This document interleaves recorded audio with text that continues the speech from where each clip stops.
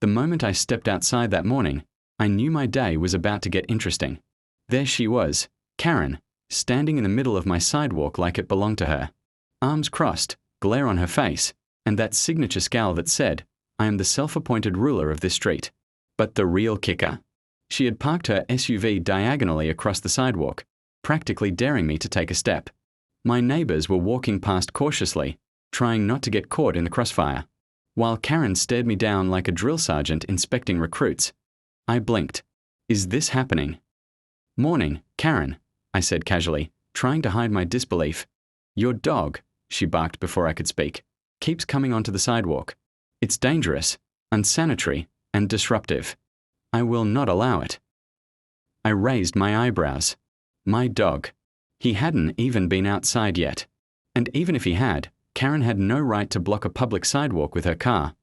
"You can't just block the sidewalk," I said firmly. "It's public property."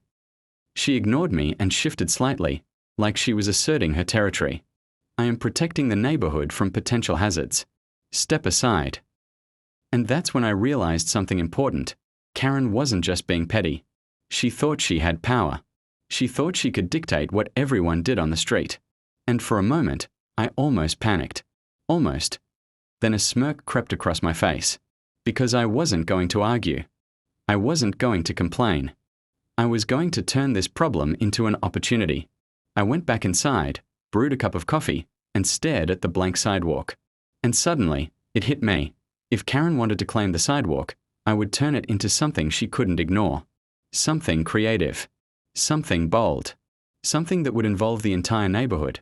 By the time I finished my coffee, my plan was clear. I would transform that sidewalk into a chalk art gallery right in front of her car. Every inch covered with vibrant, colorful designs, drawings, and messages that no one could block, ignore, or erase. It would be public, it would be legal, and it would be impossible for her to complain without looking ridiculous. Karen thought she was stopping me, but she had no idea what was coming next. The chalk was ready. The sidewalk was blank. And the neighborhood was about to witness a rebellion in full color.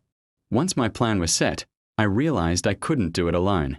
A sidewalk gallery of epic proportions needed more than one pair of hands, and definitely more than my limited chalk collection. So, I started reaching out to neighbors, sending quick messages, "Want to help turn the sidewalk into a chalk art gallery?" Within minutes, the responses started flooding in. Some were skeptical, some were excited, and a few were outright cheering.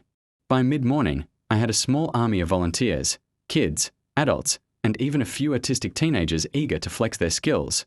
We gathered all the chalk we could find, boxes, sticks, pastel sets, even a few neon markers. Each volunteer brought their own creative flair. One neighbor specialized in cartoon characters, another loved abstract patterns, while the kids just wanted to draw flowers, animals, and playful designs. I handed out sections of the sidewalk and a rough sketch of what I envisioned. A series of connected panels forming a colorful story from one end of the street to the other. Each panel would be unique, but all would flow together, creating a continuous canvas impossible to ignore. Meanwhile, Karen remained oblivious, or perhaps she just thought we were wasting time. She watched from her porch, arms folded, muttering complaints under her breath about defacing public property and chaotic messes. I ignored her. This wasn't defacing, it was creating, expressing, and reclaiming a space she thought she controlled. And the more she watched, the more excited I became. We started with the first panel, a giant sun with swirling rays, shining over whimsical clouds. The kids added rainbows, flowers, and playful animals hopping across the sidewalk. Adults contributed intricate patterns, geometric shapes, and bold lettering celebrating community. Every stroke of chalk brought laughter, cheers, and a growing sense of camaraderie. People passing by stopped to admire the work, taking photos and offering encouragement. The sidewalk was slowly transforming from a dull, blocked path into a living, breathing gallery. By lunchtime, we had completed nearly half of it.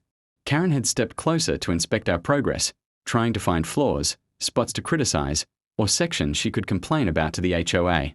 But the sheer scale, creativity, and joy of the project made her complaints irrelevant. She couldn't. By mid-afternoon, the sidewalk was nearly unrecognizable. Spirit. Bright swirls of color danced across the momentum we had built with flowers. That's when it hit me. Abstract this was more than a sidewalk and playful messages stretching from one end to the other. A message to Karen as anyone else who thought they could control a chalk art gallery, creativity and the entire neighborhood together. Kids ran along the designs, carefully following painted paths, while adults stepped back to admire the creativity. The energy was electric, and the sense of accomplishment was infectious.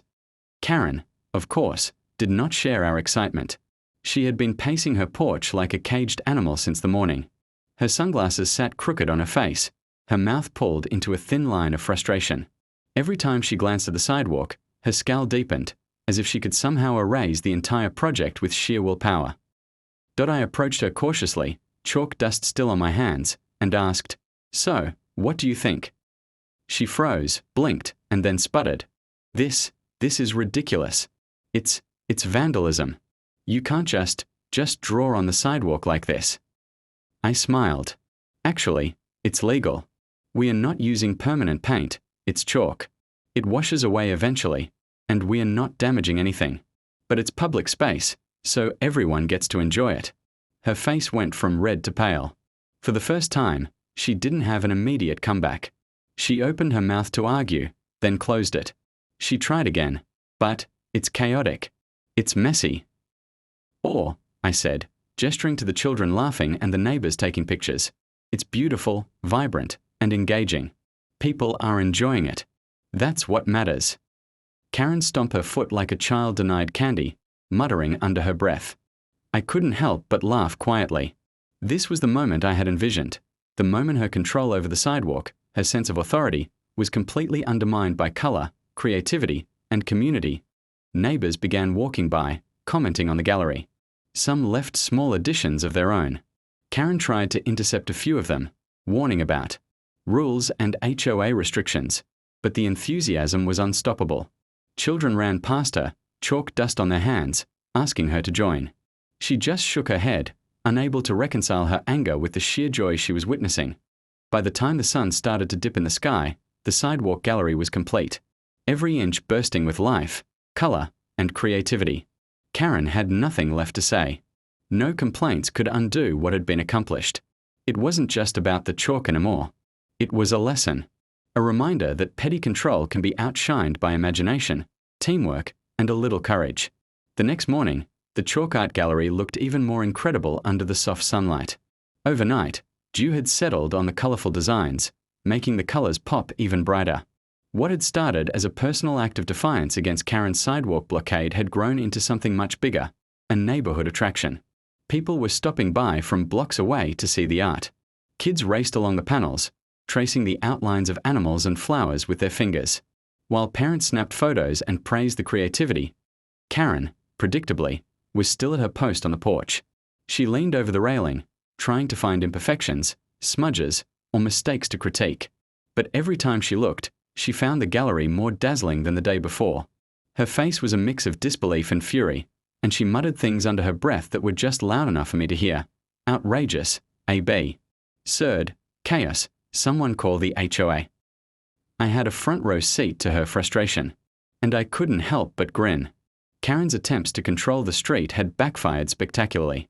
The chalk gallery was legal, public, and utterly untouchable. It had grown organically with neighbors contributing spontaneously, transforming a simple stretch of sidewalk into a living, breathing testament to creativity and community. By mid-morning, more neighbors had joined in. One couple brought giant stencils of stars and geometric shapes. Another family added a long mural of local wildlife. Even teenagers who usually hung out on their phones picked up chalk and left their mark. The street was buzzing with activity, laughter, and energy. Karen's scowl deepened with every passing moment. At one point, she marched over, trying to block a section. But I calmly stepped in front of the panel and said, "It's public property, Karen. Everyone has a right to contribute." She glared, flustered, but there was nothing she could do. The community had claimed the space. The energy, the excitement, and the joy on everyone's faces made her objections meaningless. By the afternoon, the sidewalk had become more than a simple gallery. It was a social hub, a place for creativity and connection, and, most importantly, a clear message. Petty control ends when creativity and community rise above it. Karen was powerless to stop it, and for the first time, she realized that her authority wasn't absolute. I leaned against my porch railing, watching the chalk art come alive with movement and interaction, and felt a deep sense of satisfaction. The sidewalk wasn't just a path anymore.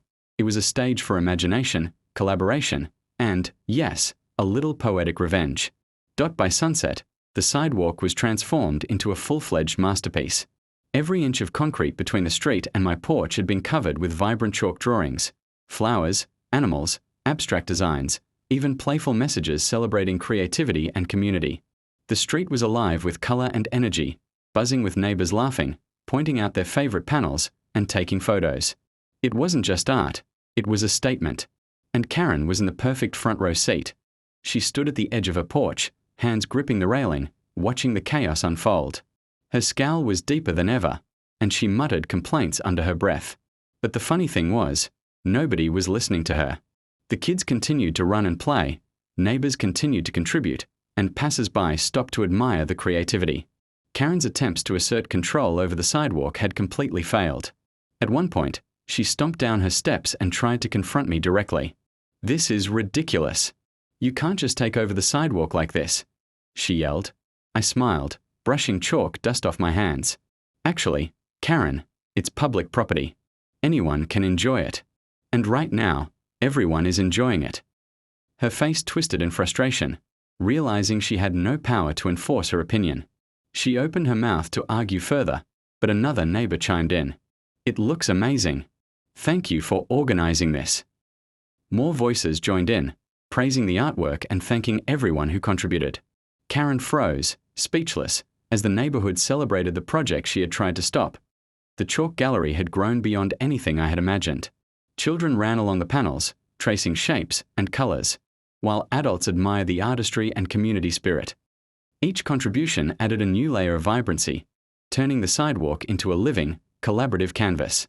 Karen had tried to block, control, and dictate, but she had inadvertently inspired something much greater, a shared creative experience that united the neighborhood. By the time the sun dipped below the horizon, the sidewalk glittered with chalk dust and laughter. Karen returned to her porch, defeated, while the rest of us stood back and admired the gallery we had built together. It wasn't just about chalk, it was about turning adversity into art, frustration into fun, and a petty blockade into a community triumph. As I stepped back onto my porch, watching the sidewalk glow in the golden evening light, I realized something important. Sometimes, the best revenge isn't confrontation. It's creativity. It's collaboration. It's transforming a problem into a spectacle so bright, colorful, and joyful that no one, not even Karen, can ignore it. Victory had never looked so beautiful. The end.